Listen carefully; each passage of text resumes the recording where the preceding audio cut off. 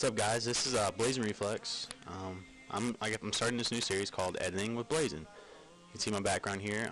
American Eagle, pretty beast. I just liked it because it's really epic. But this is the show.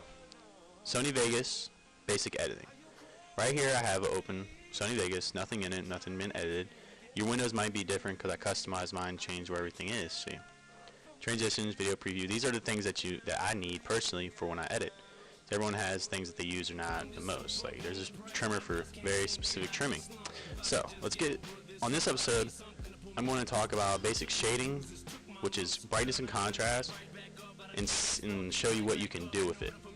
Episode 2, I will talk about color saturation, color adjustment, anything color related. So here we go. Pretty much I take a video track, I insert a video track. Start off like that, or I could open up an audio track too. This controls the black level of the video. I'm going to show you an example by opening up a folder or a video file. Go to my desktop, and this is where I hold all my clips and everything. This is a bunch of clips and everything that I mess with. But here we go. So these episode 4 clips that I have coming out soon, hopefully. And this is what we're just going to mess with. Let's just cut something out. And the cut like that, like I just did, you click on a specific point, and then you hit S on your keyboard. Now that will delete the clip. Well, that will cut the clip, split it. Right here, it's building peaks. It's building the audio for the Sony Vegas, so you can still edit while it's loading and everything. But if you want to have the full effect and not have it lagging, which some computers might do, you should wait until it's done. So here I have the video. It's pretty much just a little clip here. See how it's all dull or not? It has a really fuzzy look because it's a dazzle recording, but you can make it really smooth because you should go here to preview. The draft will take it down a quarter, which will make it really edgy, really blocky, pretty much. Then you can bring in the best, which really improves the quality. You can't really tell. I don't know if you can tell, but I noticed. But here we go.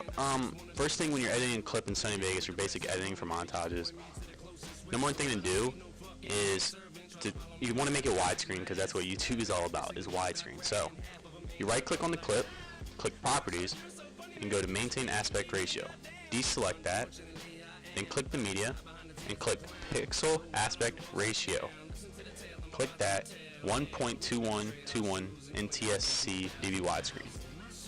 That is the best one to pick. And it stretches out, make sure that the black, and there might be a little bit black there, that's why you click on here. This is the pan and crop feature of Sony Vegas. You can just crop it a little bit. There. Takes all the blacks off. And on dazzles, on this bottom line here where my mouse is at, a little green kind of flash comes up for some odd reason. I really don't know how to explain that. Way to fix that is to bring the frame inwards, up and top. You still have all the video, everything's perfect. Now we're going to get to what I was going to teach you about. Brightness and contrast. Brightness and contrast really differs on the mood of the song that you have on the video or not. So right here, I see the colors and it's red, yellow, green. The red, yellow, and greens really pop out. So I'm going to show you what happens when you hit it with a brighter. It brightens up the darker colors. All the colors that I talked about, yellows, greens, and reds, they brighten up just a little bit but still stay that darkness. And here I'm going to delete it. There's a difference. And see, there's certain settings that are perfect for HD PVRs, Blackmagic Intensity Pros, and dazzles. Any type of recording device, and the setting I have, I named it dazzle because I have a dazzle, but it's perfect because it brings the depth of the colors in, really dark. And the statistics for that are 0.3, 0.7, and 0.62. That's how you do it. It's a basic way, and I've messed around with some HD clips, HD PVR, and Blackmagic Intensity Pros, and this really makes it look really, really good. Really deepens the colors, makes it really rich. Now, a trick I do for brightness and contrast to bring in a contrast, because when it's dark like that, you really lose, after a while, you lose the theme and lose interest in it. So to make people, when you turn around a corner and there's a big opening, you have to have something that grabs that attention, brings the depth and the reality of how big that space is into the mind. So the way I do that, I go to my video effects, I go down here to glow, and I click on glow, and this right here is my favorite tool of all time. Now you take something like white highlights. Anything that's white will highlight, as you see. Anything that gives off a white aura will highlight. It makes it look really, really pretty. It gives us this real dismal tone, kind of. Like if there's a lot of action going on, it's like brightness, like the sun is setting behind you. It's really epic. You can change the color to red, black. You can take away the whites, which is kind of emo looking. I don't really like that. Pretty much it's just changing the whites to a solid color. That's all it's doing, and that's why it can change colors like that. Now here I'm going to show you what I do for transitions, for some transitions when it comes to brightness and contrast, because in a montage that has a certain contrast and brightness or whatever, darkness to it, they have to do a transition that makes it look nice. So the way I do that is I go to black and white, and I go to 75%. Very nice coloring. I cut the clip where the transition begins. And here I zoom in on it. And I will drag over. When you drag over, you're pretty much putting the same clip over each other. 2 clips pretty much. You see? 2 clips, same length.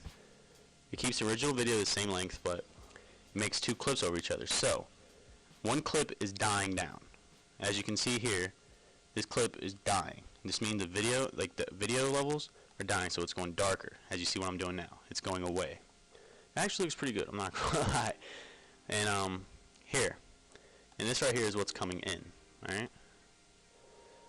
Alright, so whatever's going in, they transition. Right here, they'll split. So on this side, we're going to throw